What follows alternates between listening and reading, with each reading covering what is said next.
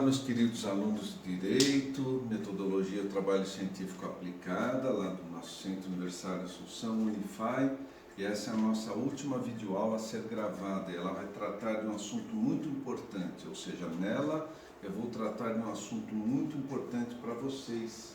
A gente vai falar sobre o formulário de pesquisa, as questões de pesquisa, que questões eu devo usar na abordagem de uma pesquisa. Então, prestem muita atenção, vai valer a pena. Primeira coisa, o que é um formulário? É um instrumento de trabalho do pesquisador, um instrumento de coleta de dados. Lembrando que quando a gente faz uma pesquisa, a gente faz uma coleta de dados em campo. Então, é o formulário, não é, que contém as perguntas que as pessoas vão responder, ou por meio de entrevista, ou por meio de preenchimento do formulário. E ele é muito importante, precisa ser muito bem elaborado para que você se mantenha fiel à coleta de dados do seu objeto de estudo, do problema que você está estudando no seu trabalho científico.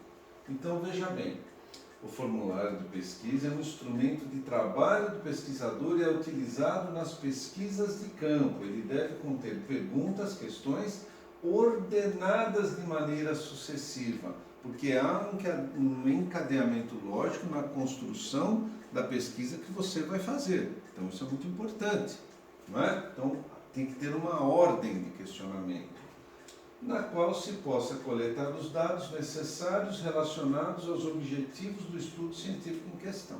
Muito bem, então eu vou mostrar para vocês aqui alguns tipos de questões, algumas escalas, não é, que foram criadas, são interessantes para facilitar o levantamento de dados numa coleta de pesquisa, não é?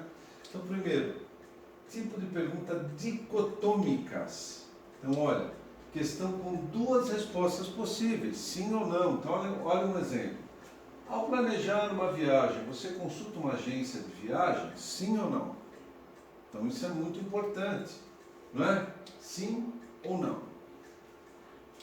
Por que dicotômico? Porque ela tem só duas possibilidades, sim ou não, certo ou errado, verdadeiro ou falso, percebem isso?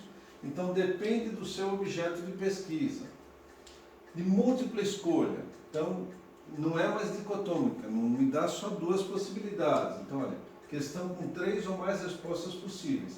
Por que você compra essa marca de carro? Tem qualidade, economia, espaço interno, preço? Mas elas são fechadas, percebe? São questões fechadas.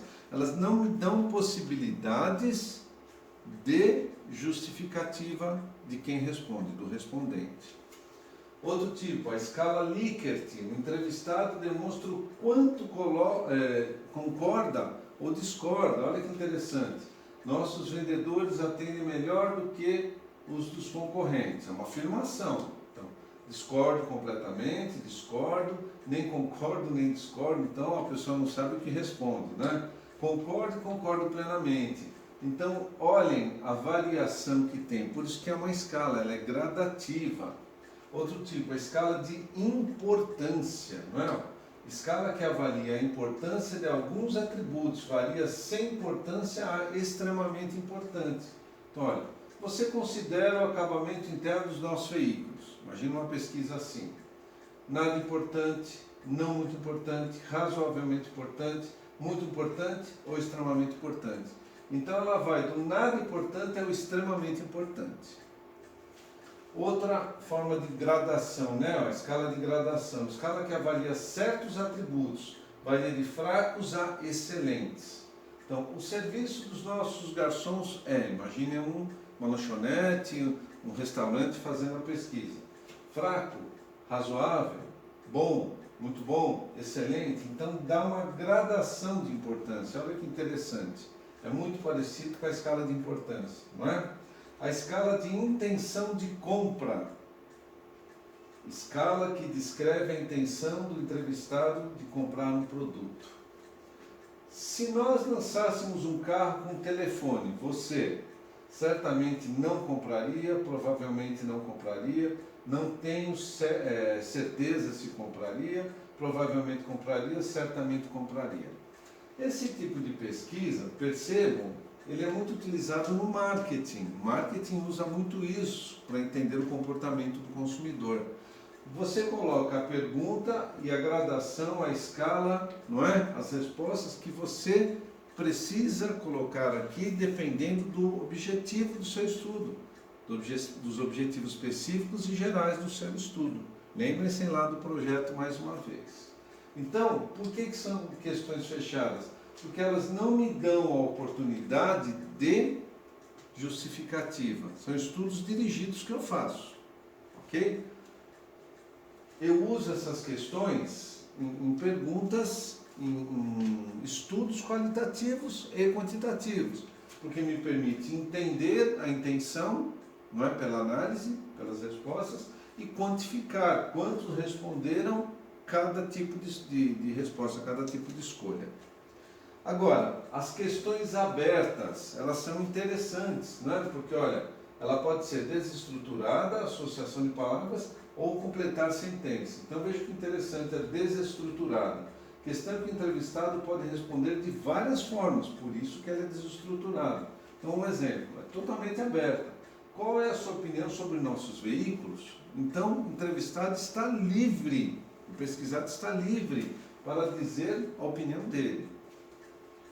Associação de palavras, essa é interessante, porque após consumir, após entender, né, o seu objeto de estudo, né, dependendo do seu foco, das pessoas que você vai entrevistar, então olha a associação de palavras, apresentam-se termos para que o entrevistado escreva a primeira palavra que vem em sua mente. Então, qual é a primeira palavra que vem à sua mente quando ouve o seguinte? McDonald's, né? Fast food, lanche, atendimento. Então depende do que você vai pesquisar. Posso colocar remédio, comida, livros, o que eu quiser, depende do objeto de estudo. Tudo bem? Completar a sentença. É parecida com essa. Apresenta-se uma frase, aqui já é uma frase. Aqui são palavras, não é? Uma frase incompleta para ser completada. Então, quando escolho esporte, penso em... Quando penso em estudar, penso em... Quando penso em doença, penso em... Percebe? Então, dependendo do seu objeto de estudo, em questões abertas, você tem uma amplitude muito maior. Eu posso fazer um mix. Eu posso colocar aqui, ó, nessa parte anterior aqui. Não. Questão com duas respostas possíveis, mas dar a opção de ela ser semi-aberta. Então, ao planejar uma viagem, você consulta uma agência de viagens? Sim ou não? Justifique sua resposta. Percebe? Então, quando eu faço um mix, eu misturo as fechadas com abertas, eu tenho questões semi-abertas. Isso me dá a possibilidade de mensurar, de entender pela justificativa. Então, olha que interessante. É preciso tomar muito cuidado quando a gente compõe o nosso formulário de pesquisa dependendo do seu objeto de estudo. Então, todo mundo tem objetivos específicos e geral, objetivos específicos e gerais para serem estudados.